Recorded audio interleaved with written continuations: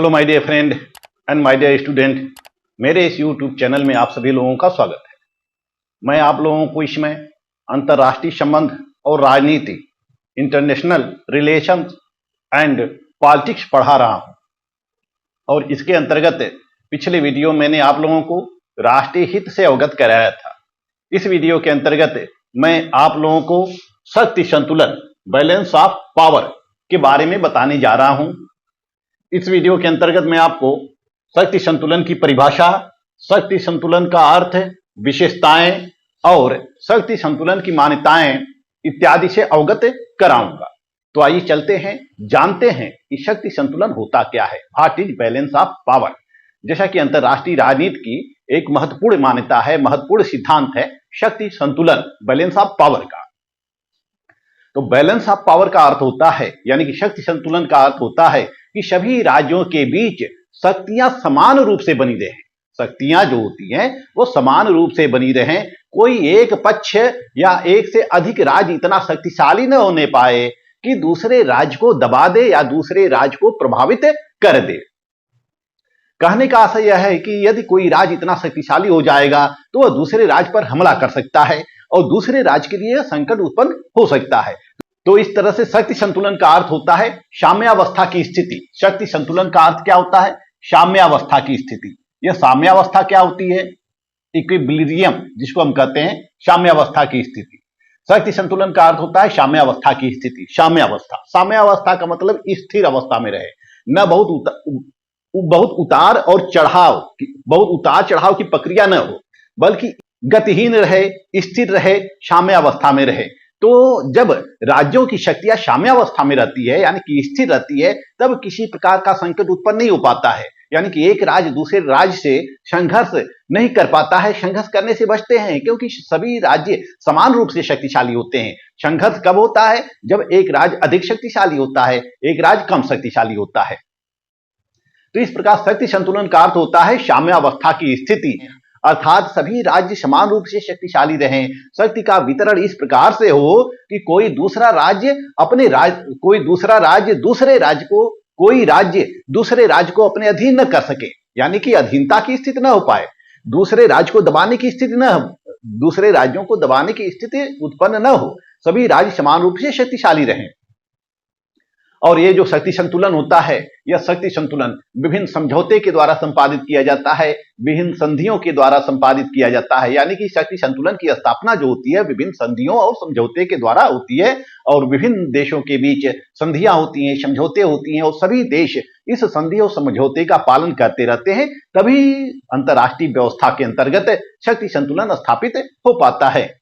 शक्ति संतुलन की परिभाषा विभिन्न विद्वानों के द्वारा दी गई है। जैसे कि पहला है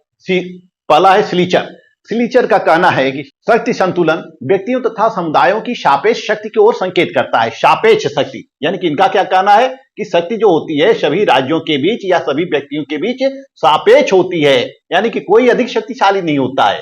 शक्ति संतुलन व्यक्तियों और समुदायों के बीच सापेक्ष शक्ति की ओर संकेत करता है।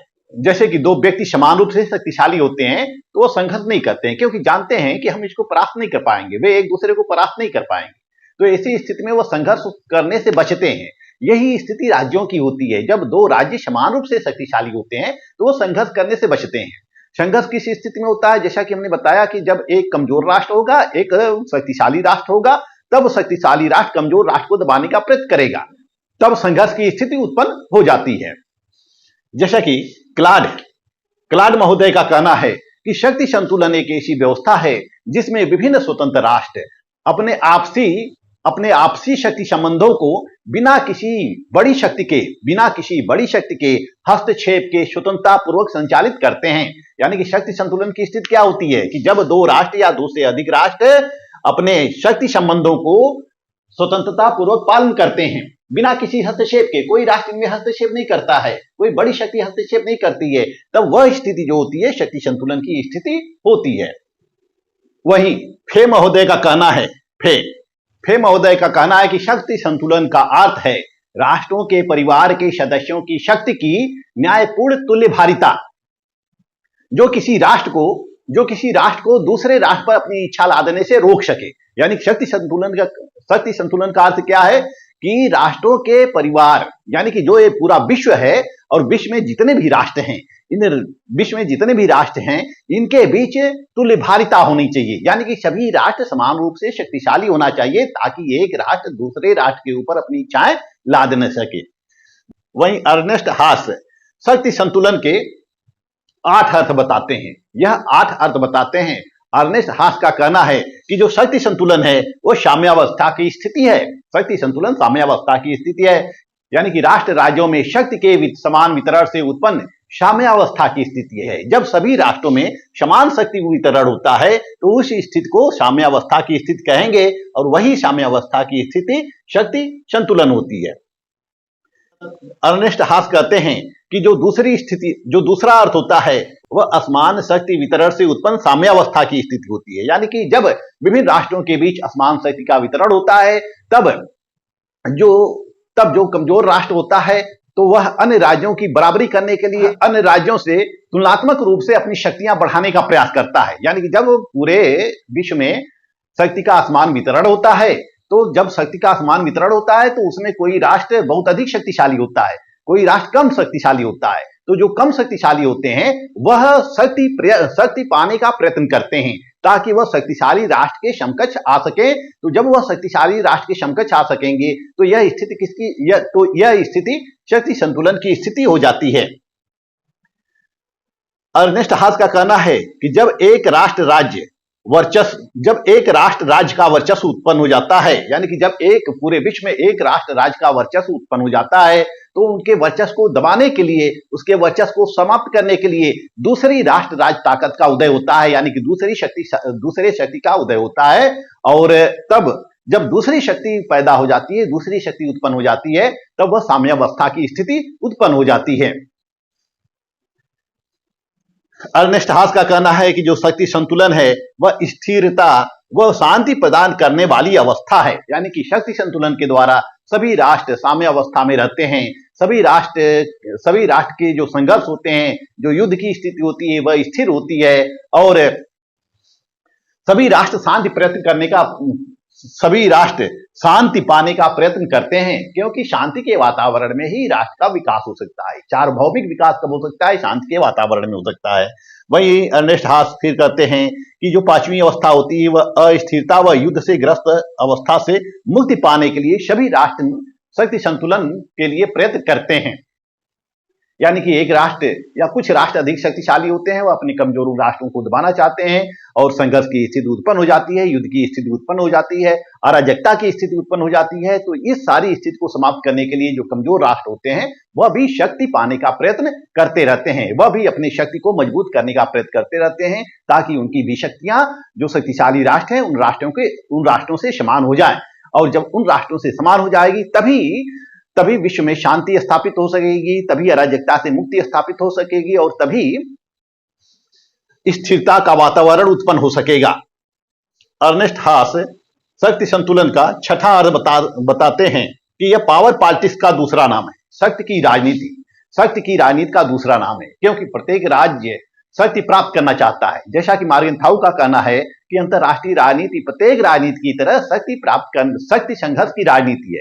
अंतरराष्ट्रीय राजनीति प्रत्येक राजनीति की तरह शक्ति संघर्ष की राजनीति है। यानी कि अंतरराष्ट्रीय राजनीति है क्या? यह शक्ति प्राप्त करने के लिए संघर्ष है। सभी राज्य शक्ति प्राप्त करना चाहते हैं और शक्ति प्राप्त करने के लिए अनेक उपायों, अनेक तरीकों का सहारा लेते हैं। तो सभी राज्य शक्ति प्राप्त करना चाहते हैं, इसका मतलब है कि सभी राज्य समान रूप से शक्तिशाली होना चाहते हैं। जब सभी राज्य समान रूप से शक्तिशाली होंगे तब शक्ति संतुलन की स्थिति उत्पन्न हो सकती है। अर्नेस्ट हास 7वां अर्थ बताते हैं कि यह क्या है? सार्वभौमिक कानून है। शक्ति संतुलन जो है वह सार्वभौमिक कानून है। जैसा कि मॉर्गनथाउ और विभिन्न विचारक ये मानते हैं कि शक्ति संतुलन इतिहास का सार्वभौमिक कानून है, यानी कि यह शक्ति संतुलन कोई आधुनिक सिद्धांत नहीं है। यह प्राचीन समय से ही विभिन्न राज्यों के द्वारा शक्ति संतुलन को स्थापित करने का प्रयास किया जाता रहा है, और एक सार्वभौमिक कानून होता है, उस सार्वभौमिक कानून का सभी लोग पालन करते हैं। 8वां अर्थ अर्नेस्ट हास बताते हैं कि यह नीति निर्माताओं का मार्गदर्शक है। नीति निर्माताओं का मार्गदर्शक।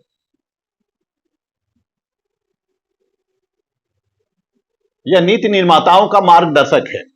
यानी कि शक्ति संतुलन क्या है? नीति निर्माता का मार्गदर्शक होता है। जो राज्य के नीति निर्माता होते हैं, वह नीति निर्माता विभिन्न राष्ट्रों की गतिविधियों को देखते हुए, विभिन्न राज्यों की शक्तियों को देखते हुए अपने देश की नीतियां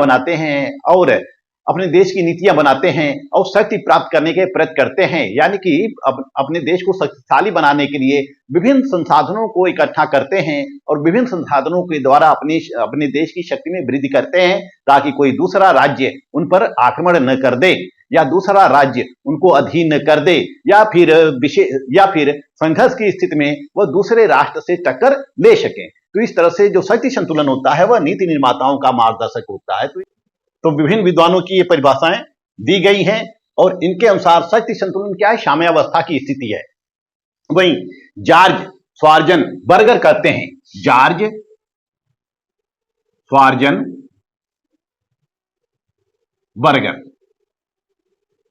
श्वार्ज़ेनबर्गर का कहना है कि जो शक्ति संतुलन है वह शक्ति की राजनीति है। जॉर्ज श्वार्ज़ेनबर्गर शक्ति संतुलन को शक्ति की राजनीति मानते हैं। वहीं लासवेल इसको तुल्य भारिता मानते हैं। लासवेल कहते हैं कि शक्ति संतुलन क्या है? तुल्य भारिता है। यानी कि तुल्य भारिता का मतलब वो क्या होता है? जब दोनों पलड़े समान रूप से बराबर रहें। दोनों पलड़े का मतलब क्या है? जब तराजू होता है, तराजू के दोनों पलड़े समान रूप से बराबर रहें, उसको हम क्या कहते हैं? तुल्य भारिता कहते हैं। यानी कि भार, दोनों पलड़ों का भार बराबर रहे। तो लासवेल शक्ति संतुलन को तुल्य भारिता का नाम देते हैं। यह कहते हैं कि शक्ति संतुलन तुल्य भारिता है। वहीं मार्गेनथाउ और सुमा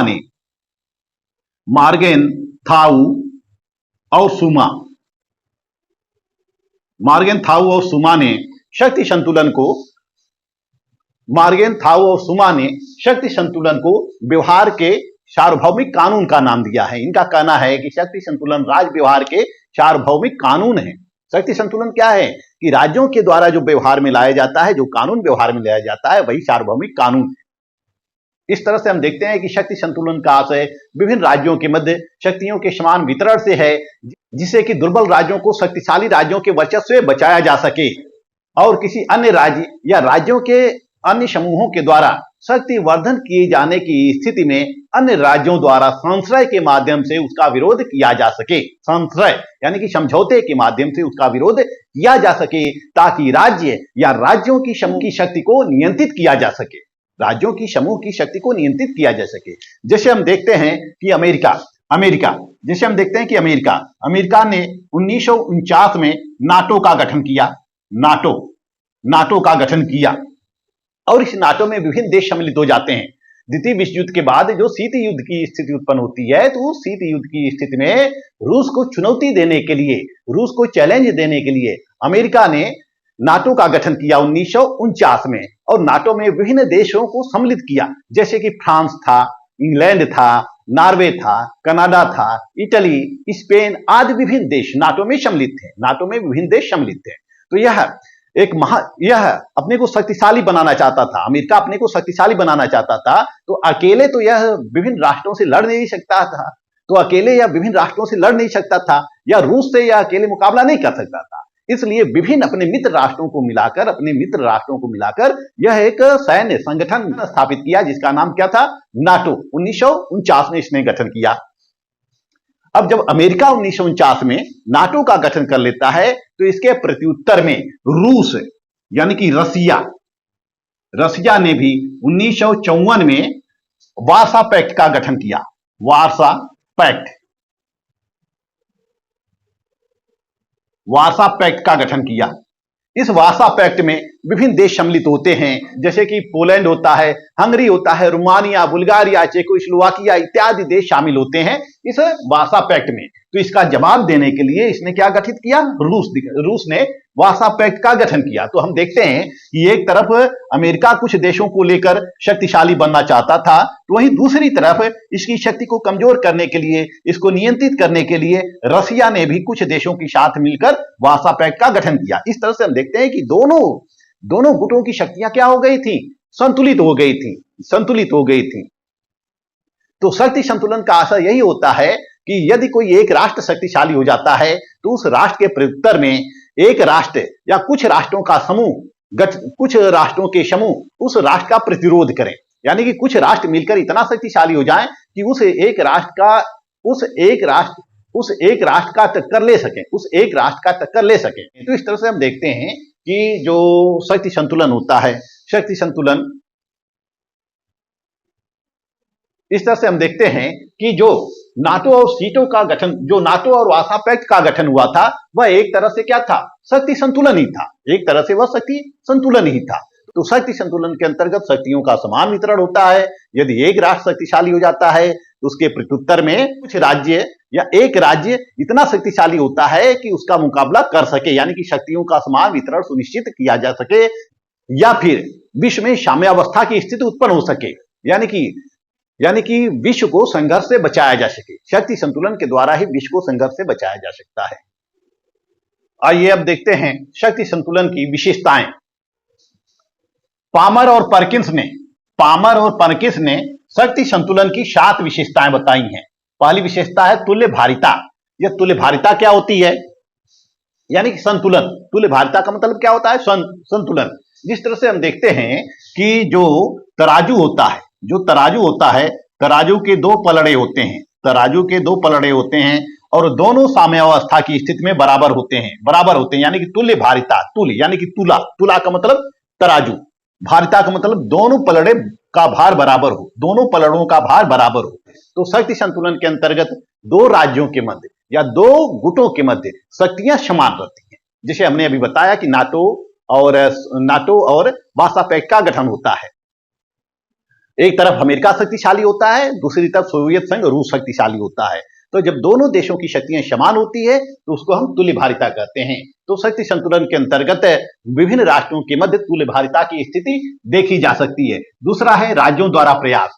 शक्ति संतुलन की स्थापना राज्यों के द्वारा किया जाता है, यानी कि शक्ति संतुलन के लिए राज्यों को प्रयत्नशील रहना पड़ता है। यदि शत्रु राष्ट्र की शक्ति बढ़ जाती है तो जो राज्य होता है उस राज्य को भी अपने को शत्रु राष्ट्र के समान करना चाहिए ताकि शक्ति संतुलन की स्थापना हो सके। जब शक्ति संतुलन की स्थापना होगी तभी शांति की स्थापना की जा सकती है, तभी संघर्ष को रोका जा सकता है। तो यह राज्यों के द्वारा प्रयास करना चाहिए शक्ति संतुलन स्थापित करने के लिए।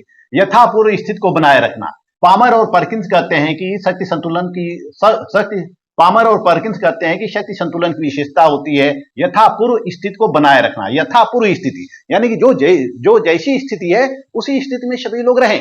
जो जिस प्रकार से रह रहा है उसी स्थिति का पालन सभी राज्य करते रहें, यानी कि कोई राज्य अपनी शक्ति न बढ़ाए, अपनी शक्ति में वृद्धि न करे। सब लोग जिस स्थिति में हैं उसी स्थिति में बने रहें और शांति समझौते का पालन करते रहें। तो यह क्या है, यथापूर्व स्थिति है।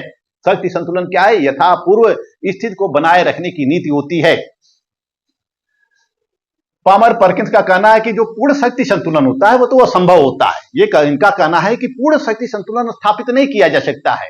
आंशिक शक्ति संतुलन संभव हो सकता है लेकिन पूर्ण शक्ति संतुलन स्थापित नहीं किया जा सकता है। जैसे हम आज भी देखते हैं कि अमेरिका जो है वह पूरे विश्व में सबसे अधिक शक्तिशाली देश है।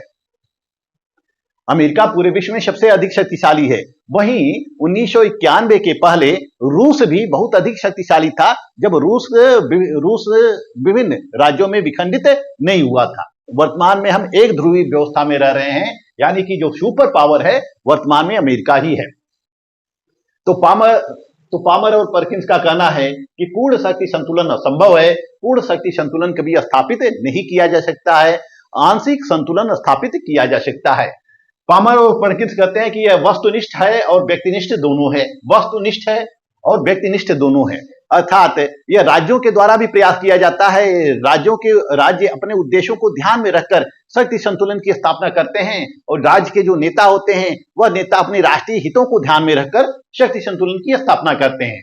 छठा है राजनीतिक व्यवस्था का आवश्यक लक्षण नहीं है। जो शक्ति संतुलन है यह राजनीतिक व्यवस्था का आवश्यक लक्षण नहीं है बल्कि परिस्थितियों की देन है। यह परिस्थितियों की देन है, परिस्थितियों के अनुसार शक्ति संतुलन का कॉन्सेप्ट आता रहता है। तो यह राजनीतिक व्यवस्था का आवश्यक लक्षण नहीं है। सातवीं विशेषता है सिर्फ बड़े राष्ट्रों के मध्य ही शक्ति संतुलन स्थापित किया जा सकता है। यानी कि जब विश्व में दो राज्य बड़े राज्य होते हैं या दो से अधिक बड़े राज्य होते हैं तो उन्हीं बड़े राज्यों के मध्य शक्ति संतुलन स्थापित किया जाता है, शक्ति संतुलन स्थापित किया जा सकता है। हम छोटे राज्यों के मध्य शक्ति संतुलन स्थापित नहीं कर सकते हैं, क्योंकि जो छोटे राज्य होते हैं वह तो कमजोर होते हैं, दुर्बल होते हैं, वह भी विकासशील की अवस्था में होते हैं। ऐसे में हम उनको बड़े राष्ट्र के समकक्ष नहीं बना सकते हैं। ऐसी स्थिति में जो शक्ति संतुलन है वह बड़े राष्ट्रों में, विकसित राष्ट्रों में ही स्थापित किया जा सकता है। दो या दो से अधिक जो विकसित राष्ट्र हैं उन्हीं के मध्य शक्ति संतुलन स्थापित किया जा सकता है। तो पामर और पर्किंस ने शक्ति संतुलन की 7 विशेषताएं बताई हैं। इस वीडियो में बस इतना ही। इसका नेक्स्ट पार्ट मैं अगले वीडियो में आपको बताऊंगा। अगले वीडियो में आपको बताऊंगा शक्ति संतुलन की मान्यताएं और शक्ति संतुलन स्थापित करने के साधन। मेरा वीडियो आपको अच्छा लगे तो मेरे चैनल को लाइक, सब्सक्राइब और शेयर करते रहिए। मिलते हैं नेक्स्ट वीडियो में, तब तक के लिए धन्यवाद।